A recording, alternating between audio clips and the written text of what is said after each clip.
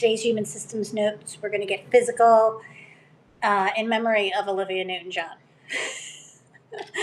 She had a song, "Let's Get Physical." Now, it's because of a couple things that I wanted to do today's Human Systems Notes. So what I'm doing on a 90-day stretch is I got to really realizing that I think the reason people don't understand, and I mean people in tech themselves, don't seem to understand what's going on in terms of adoption friction and why some people may not be so excited about AI and why other people might be really excited about the possibilities of AI. I got to realizing, oh, people don't understand. And it's not that it was really new to me, but being in healthcare for a career and the type of healthcare clinician I was very human development, human systems oriented. My clinical doctorate is in physical therapy, but I was a physical therapist a long time before that. Before that, I was a certified athletic trainer. Before that, I was into health and fitness and was a personal trainer. So I've always been very enamored by the human condition on all levels. There's an intelligence there that's always piqued my interest, my desire to know. And it took me a really long time to realize there's a lot of human beings that they sit here in their human body and they could care less about it unless it's hurting. That took me a long time to realize.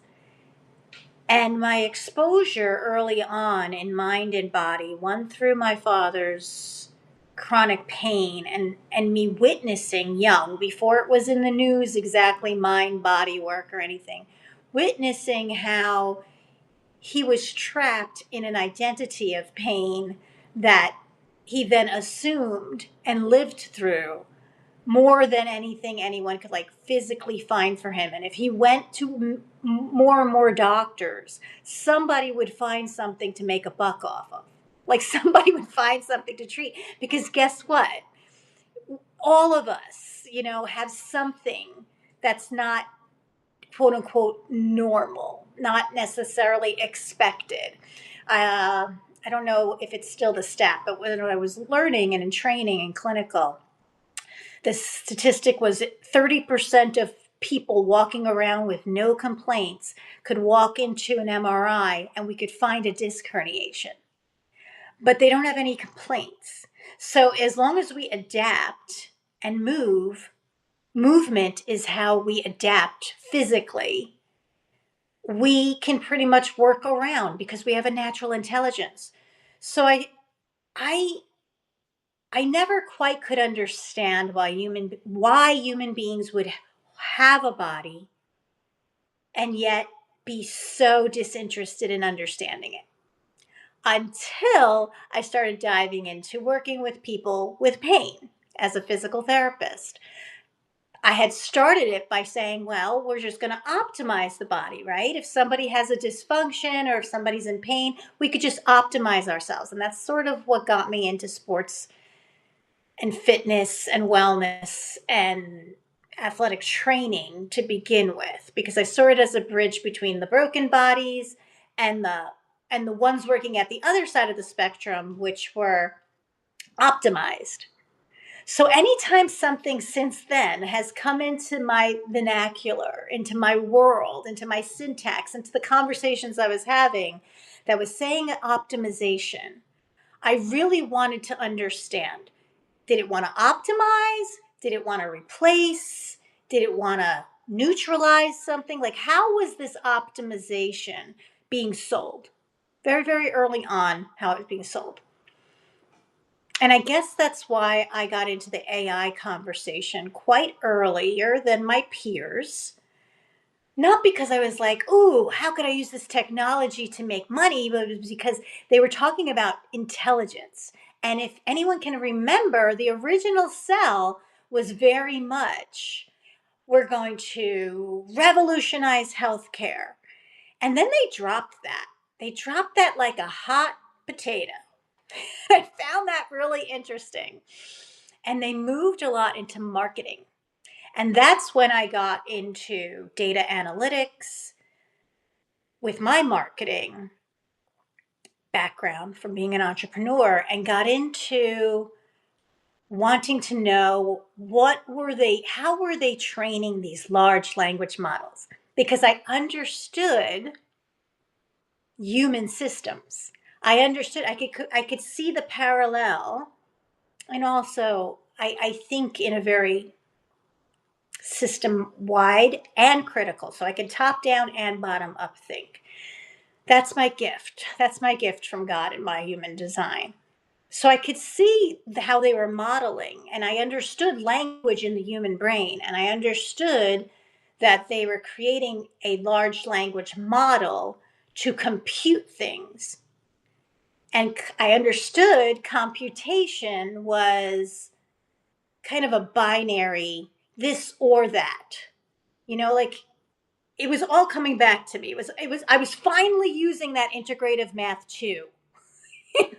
Remember that integrative math too? If you learned it, we learned it in the New York education system in 10th grade, but it was integrative math too, and they had you doing all of these like models of like circles intersecting, and like we learned about and we learned about or, and we learned this was the crossover that finally made sense to me, because you go through school and you're like, why am I learning this? Like, where am I going to ever use it?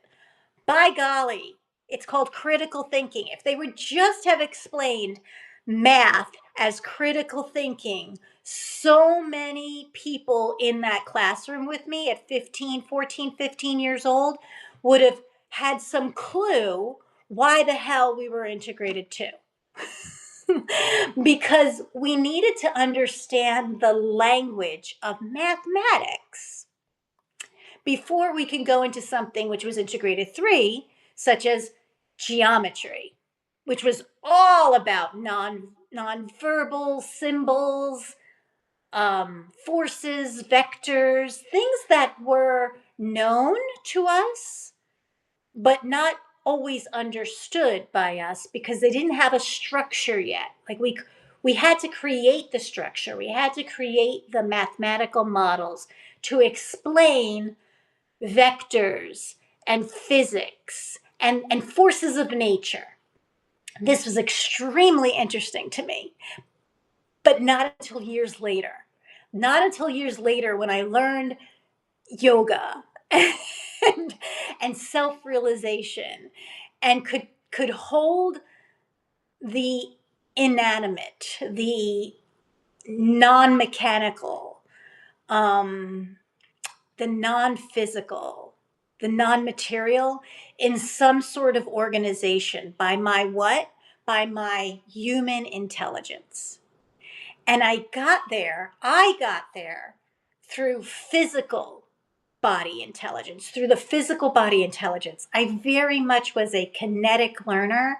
I was a dancer. The way I learned and made sense of dance was I would watch the teacher, and I would bring myself, I would connect with her movement. It was the rhythm of what she was teaching. So in tap dance, they would say shuffle, shuffle, side shuffle, step. Shuffle, shuffle, side shuffle, step. A very left-brained, language-oriented person would be learning that, like, do the shuffle, like a very logical, then put your leg out to the side, do the shuffle that way, and then step your foot down. What I did is I would listen to her. I listened to her tap dancing. I heard what she was saying, but when she would say shuffle, shuffle, step, shuffle, shuffle, side step, shuffle, shuffle, step, shuffle, shuffle, side step, you hear the tone, shuffle, shuffle, step, shuffle, shuffle, side step. She was teaching dance. I had a wonderful teacher. She was on Broadway. Barbara Frankel, Coupe Dance Studio, Rockland County, New York. she knew to teach dance, and probably because she learned, because dancers, premier dancers, are kinetic physical learners of the art. You understand? She understood the way to teach it was to make it rhythmical, was to make the music of it.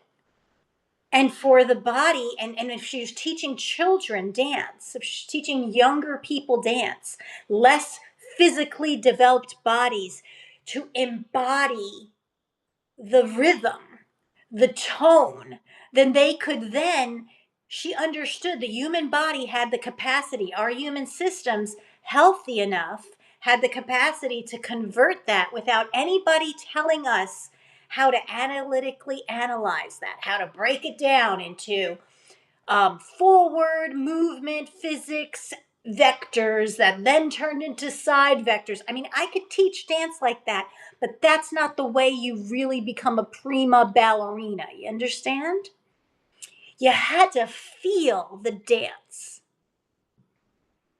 And I think a big reason why people are not understanding the power, like all the enthusiasm that engineers and people in tech have for AI, and I'm not pro or against AI. We need to understand it. I'm concerned a lot of people inside tech, especially today, did not grow up the way even Steve Jobs or Bill Gates grew up. They were physically learning. They were playing. They were playing as kids. They might have turned into people who were not as coordinated and socially ostracized and totally intrigued into robotics and technology, minus the physical body. They might have gotten trapped in their heads.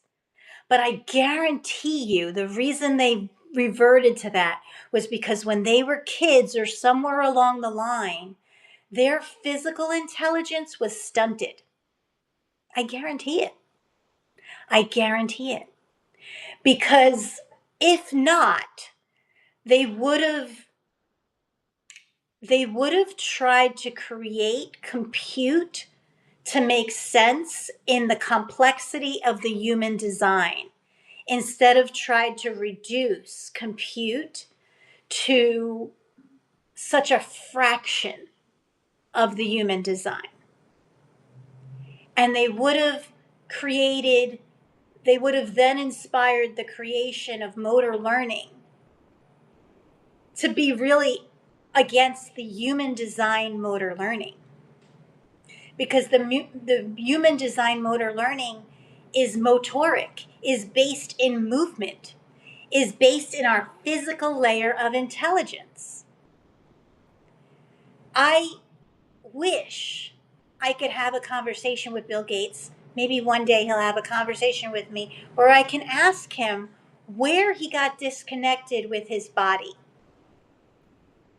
where it stopped making sense. And I believe that his obsession with the human genome and viruses and our immunological intelligence and vaccines and all of the ways he tries to put his health intelligence, I can still see he's limited. He hasn't embodied it. He's still very left-brained. I see his disconnect with his right brain in how he's approached all of that. And when I see Elon Musk and his intelligence, he doesn't invent a thing. He just knows exactly what will work. And then he grabs it and he takes it and he basically decides who to place in what to market this thing. And they're not necessarily illogical thing, like it's not an illogical thing, but you can look at him and you can see somewhere along the line he's not connecting all the dots. Like there's a social barrier to him. there's a negative experience. There's a negative human experience of embodiment with him. Otherwise, he wouldn't be throwing himself around in the way that he does physically. Like, I don't think he has the interoception capacity that he has in maybe operational systems and engineering and how to create and construct a human experience. And when I look at Sam Altman, I see the same thing. I guarantee I would love to have a conversation with each one of them and ask them where along the line that they disconnect from their human embodied experience, because I see it in the technology that they push and in the ideologies that they push and in the conversations they have. And it has nothing to do with cognitive intelligence. All three of those people have a high level of cognitive intelligence, but I can tell you it's not at the same capacity of their physical intelligence.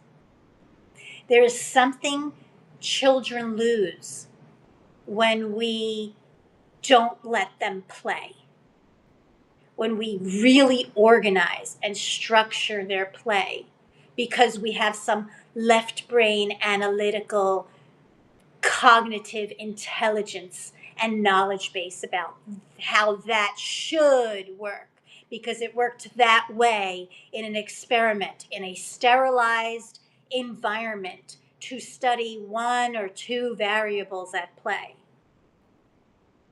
Listen, humans are complex, but we're not complicated.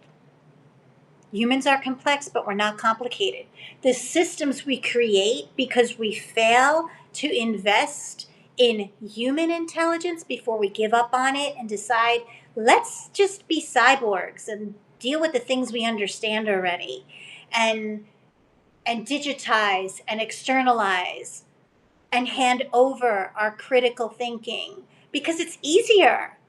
And we can all just live that way. And I sometimes sit and I think, it really is really hard to live in the body of some of these tech millionaire and billionaires. It really is hard to live in their body. Like, I'm not saying, like, I can see what they do. They butcher it. They add so many different health tech gadgets, biometric measurements. That one guy, what was his name, that like took his like kid's blood and put it into himself. Like, human beings that attempt to separate the right and left brain and disqualify the language of the right brain and our ability to get physical through the right brain, and those who refuse to live through their kind of ecological nonverbals. Do you remember that? I learned like 80% of communication is nonverbal. I've been living off that. Like, it is very evident. We have decided to take that 80-20 rule that somebody like marketed well, and since it's really productive, because basically what we should have gotten out of the 80-20 rule was that, oh my God, humans waste a lot of time. What the hell are we wasting time on? And what somebody else did was decide, how can I make a lot of money off of this? And take that 20% and focus all of the humans completely on being like really into that 20% and what they're doing during that 20%. But like most of our human experience and systems of health and well-being, they run in that 80%. The problem is that 80% was getting hijacked. When we had that book, the 80-20 rule and all that, like, I don't even know that guy's name. I don't know. I'm sorry. I don't know that guy's name. And that's my point. We kind of hijacked the hypothesis and then sort of made it move into like, how can that be productive for us? In a very left brain way. instead of saying, that's great, we can figure out how to use that. But like, why are we wasting 80% of our time? What are we doing instead? And had we taken that route, we would have said, and this was before social media, we would have said, oh, we're stressed out. Oh, some of us are taking drugs instead. Some of us are trying to come down from the coffee we were on. Some of us are trying to come up and go get some cup of coffees. And then it cuts into our track of thought, or we're becoming more and more grouped into identity cultures instead of actually exploring our own culture. And why are we doing that? Like, we lost a lot of intelligence.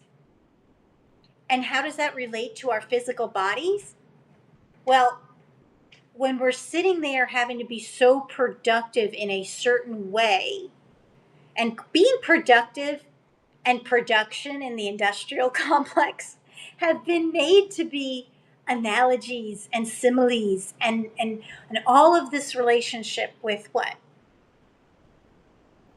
Making money for someone else, usually. I mean, they sell us, we're making money for ourselves, but we're usually, majority of us, are stopping this human intelligence to make sure we're following someone's left brain logic only intelligence, which completely centralizes their egoic view of the world. And so mainly we stop moving, we stop using our physical intelligence, we stop playing. We stop playing, and we begin to mask, and we begin to perform to fit a very thin layer of cognitive intelligence that isn't even ours anymore. It's been handed over to machine learning analytics. So it's complex, but we're really not complicated. We just have to go and play. We have to be out in nature. We have to listen, we don't need any more research. I once heard Gabor Mate say that, and he said it in a couple of interviews. He's like, we don't need any more freaking research.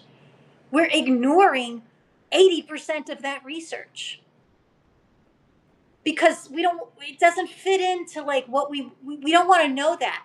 Listen, we, the collective we, actually do want to know that. There's a very small 1% of the population that doesn't want us to know that. And I think a lot of that is not some villainous intent, although I think they figured out how to control that towards them. I don't think those people, I think a lot of the 1%, like really look at the people. Look at the physicality. Look at the physical body of that 1%. They're not. I mean, they may be performing health, but they're a mess. You gotta be a mess to literally be like so obsessed with people following you around with cameras 24/7 that nobody wants it anymore. And you know what family I'm talking about. Nobody wants it anymore. And so they've literally stopped making their show just about them and started making shows about the people who are attached to them. So they've stopped using their physicality because it don't sell no more. Nobody wants it. And they've started selling the people they're attached to, who they're married to, who they make businesses with, like their own children. They're passing the buck into the next generation. That's extremely sad to me. So that's my human systems note for today. Let's all get a little bit more physical, because there's just an intelligence there that nobody's got to give you a dime to get access to. Nobody's got to There's a lot of information in books. There's a lot of information in public libraries. There's a lot of information on the internet. There's a lot of information that your AI can re-aggregate. But there's intelligence. There's a large language model inside every single one of your cells. And your different organ systems are like the different large language models, like the companies that own the different large language models. I'm going to try to put this in like as much of a technical way as I can for those people who are, I should have started with this because they probably stopped watching this. Natural intelligence. We have large language models. We have yet to see the models that are working off of the right brain intelligence, and we have yet even to get close to what a whole integrated system, world system, global system of the human design can do. So we can't give up on it. We can't just like automate it or replace it. Like if I had my arm cut off, I'm very thankful to technology and maybe Neuralink to let me use that Neuralink for the nerves that used to come out of my neck and would go into my arms. But like that's all it's doing, people. That's all it's doing. When they're taking little organelles, little brain tissues, little cells they're putting now and connecting it to AI, that's a disaster waiting to happen because we don't understand yet the whole brain. Understand? If we're going to take a tissue. So my recommendation is that if you are on the human side of this AI conversation, meaning like you're somewhat concerned for humanity, you're somewhat concerned for like relational intelligence, like wherever you are, whatever industry, you're on the human side of this AI conversation. Get out in nature. Go even inside, even if you can't get out of your bed. Move. Just move and be present. There's so much. Yeah, you're going to feel you're stiff. So what? Explore that. Write about that. I'm going to be connecting the dots on this. So that's today's human systems note. That's my advice. That's my natural intelligence advice for you. It's not anti-AI. It's so that you understand what you're being sold. Listen, if I want to work with private practices. I want to work with small businesses. I want to work and be this sort of hybrid intelligence level to connect the person with their practice in healthcare and their intention in community health. Because big health ain't going to listen to anything I'm saying. They're going to do their own thing. And if you listen to any of the physicians or the physical therapists or the occupational therapists or the social workers working in big health, they're telling you that system is collapsing. And it's not going to happen it's not going to happen overnight where you go and all the hospitals in your area are locked up. You're just going to want to stop going to the hospital. But like, I don't want to have to wait for that. I don't want to have to wait sitting out in community health.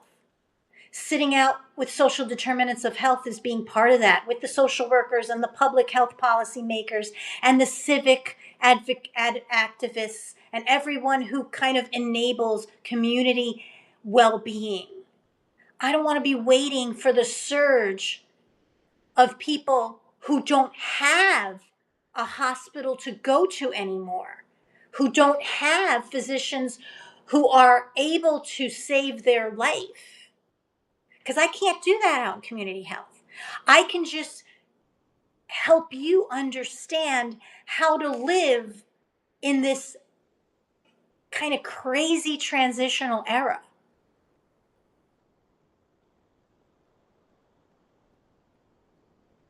Take it for what it is.